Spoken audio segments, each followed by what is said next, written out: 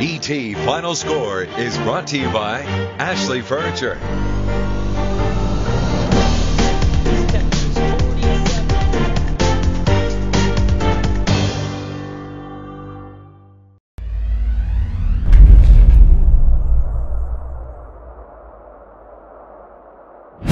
Welcome back, everybody. The Whitehouse Wildcats look strong so far, and with a new attitude on defense, and star junior quarterback Patrick Mahomes slinging the ball all over. Instant offense at 0-3 Marshall tonight. Probably going to be an easy game, but hey, anytime you go on the road to Marshall, you never know. Early on, Justin Hart trying to get something done for the Mavericks. He gets this one up in the air. That is an interception by little Nate Brooks. Good job there, young man. Mahomes going to work to, oh man, Mr. Hands. How did Dylan Cantrell go up and get that one? He hauls it in. Let's move the sticks. More Mahomes. Look at him just working the huddle really good today. He's going to try and scramble, fakes everybody out wide open. Jake Parker for the touchdown as Whitehouse takes the lead in this one. In fact, they would have a monster game in this one as they would go on to win 60-14.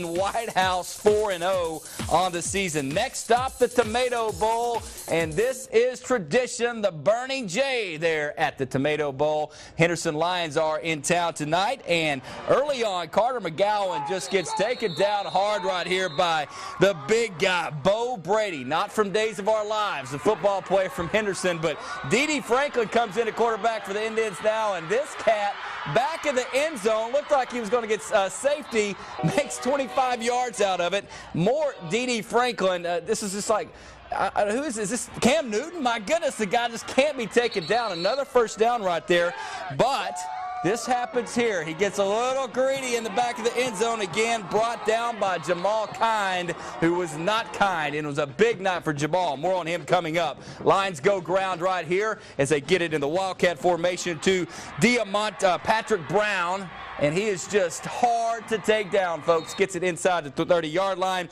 A few plays later, Diamante Wright in for the score, 9-0 Jacksonville.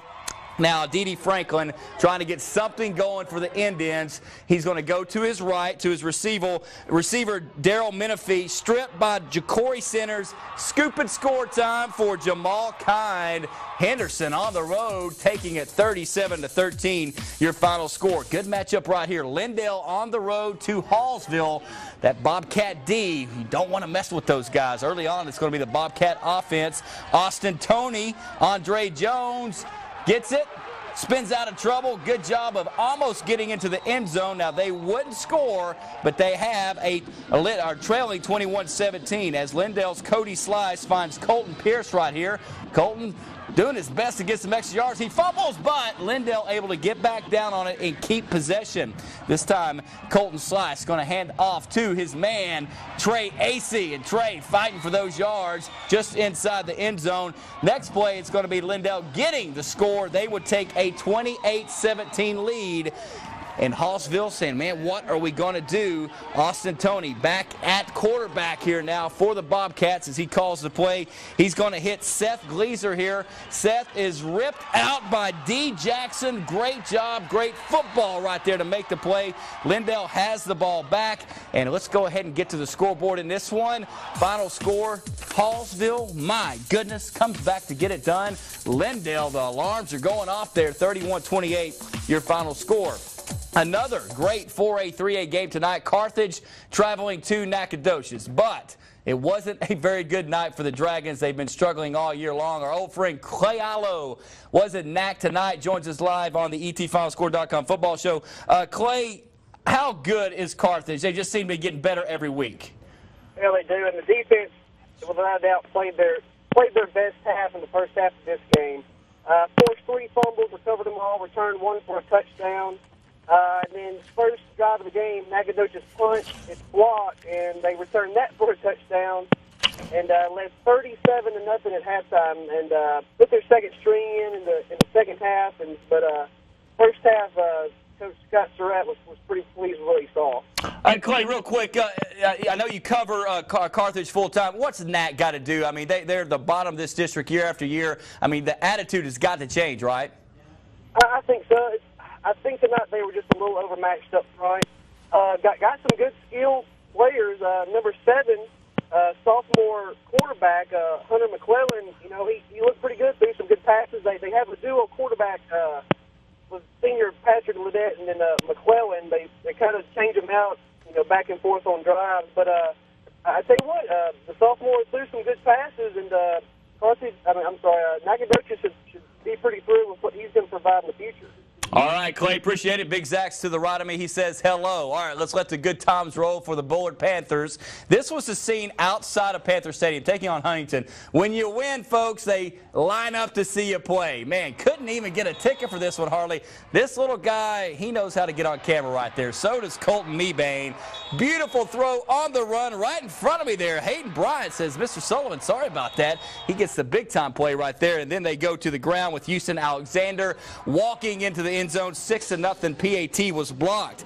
Now, how about the Bullard Panther defense? Now, you want to say it's Bullard here, but Huntington just dropped the snap there by Ryan Sloan and Hayden Bryant. Johnny on the spot to get it right there. Also, give credit to Ryan Sloan to be a part of it. But look at the intensity by Coach Shannon Wilson, and look at Brentavian Henderson. We've been saying his name a lot on Friday nights because he can flat out play. 12-0 Bullard at this point. More Brentavian. Look at the hole. Great job, offensive lineman, right there to take it in. Now we split sides here for the second quarter. It's just going to be more and more of Bullard. That is your homecoming queen, Meredith Daly. She loves every minute of it. Colton Mebane just splitting right through there. Gets inside the 20-yard line. Then they go to their other back here. The very next play, J.P. Hendricks and JP doing Bullard proud. Folks, this is not a misprint. 60-0 Bullard with the win. Brook Hill made its way to Class 3A Spring Hill tonight. Boy, Coach Pirtle not holding back on the schedule this year. And Will Weathers trying to get something done early. Great out route to his good buddy Chase McDermott. That gets them inside the red zone. And then TJ Dunks is hitting basketball, but might as well, but he dunks it in for the touchdown. 7-0 Brook Hill. Trenton Craig, quarterback for Spring Hill, hands it off here. In trouble right here. Big stop by the big guys, Ryan Young and Bailey Franklin of Brook Hill.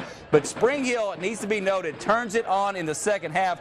Even though this fumble recovery, check out Gabe Lucio spinning out of trouble. I mean, sometimes the coach is just getting away right there. Come on, coaches. In another big run here by that is Malik Alley, and Spring Hill goes on to look very good tonight, taking care of Brook Hill 29-7. 3A scoreboard, Kilgore still undefeated, 38-6. Chapel Hill, congratulations, first win of the year, 34-14. Gilmer Dangerfield, good one tonight. It's going to be Gilmer 43-14. Gladewater falls to Atlanta tonight. Didn't see that one coming. 30-21. Mineola takes care of Equipment 26-0. Rusk all over Athens 42-14. Brownsboro 19. Wills Point 43. Canton takes out Ranchview 45-24. Kaufman and Van 34-7. Van looking strong, and Edgewood still playing good as well. 35-21. Your final in that one.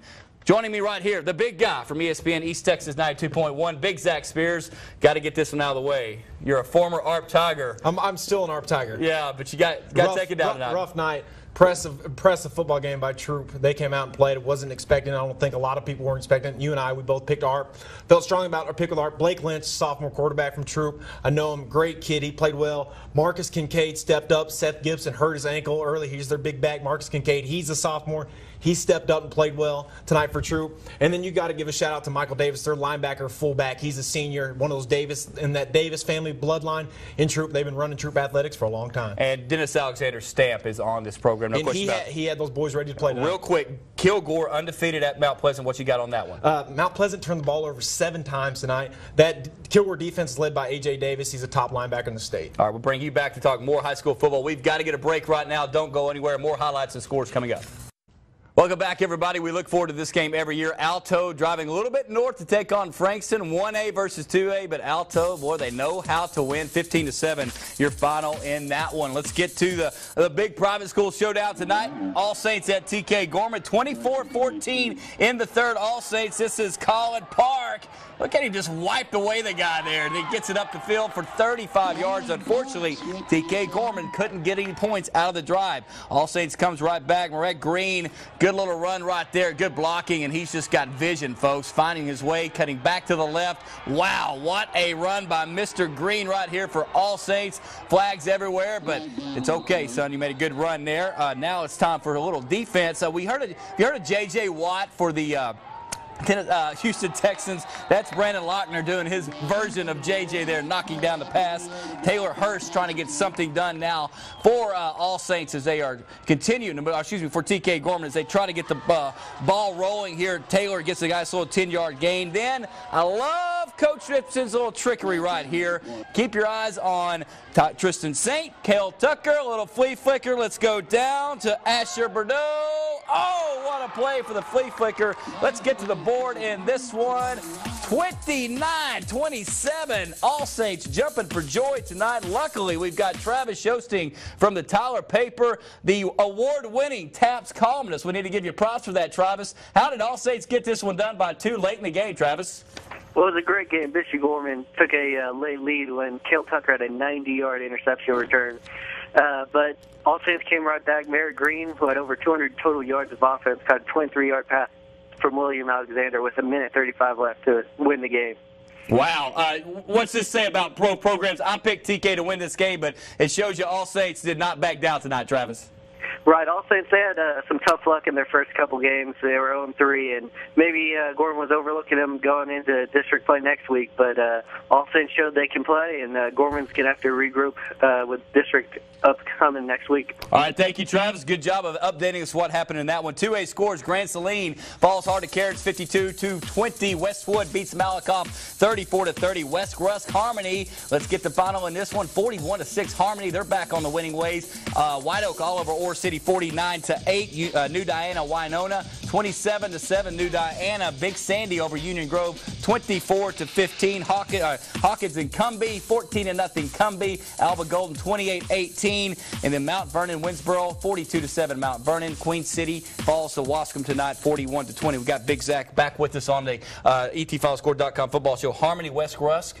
Our Chapel Hill, I'm sorry, we get back to Chapel Hill. First win tonight. Right. Give us a quick rundown. And the things that we've talked about, when they've lost so many players from their state championship team, they need someone to step up and make some plays tonight. They had Deshaun Mumphrey. He had 2 fumble recoveries and a forced fumble. And Gabriel Roberson on offense was an offensive beast. Threw a touchdown and caught a touchdown. Shout-outs real quick. Shout-outs real quick. I want to give my shout-out to Troops' offense and defensive line tonight. Physical, and they dominated up front. You're always talking about the big uglies up front. Thank you, Big Zach. All right, let's go and get our break in. We will give you the 1A scores and play the night next.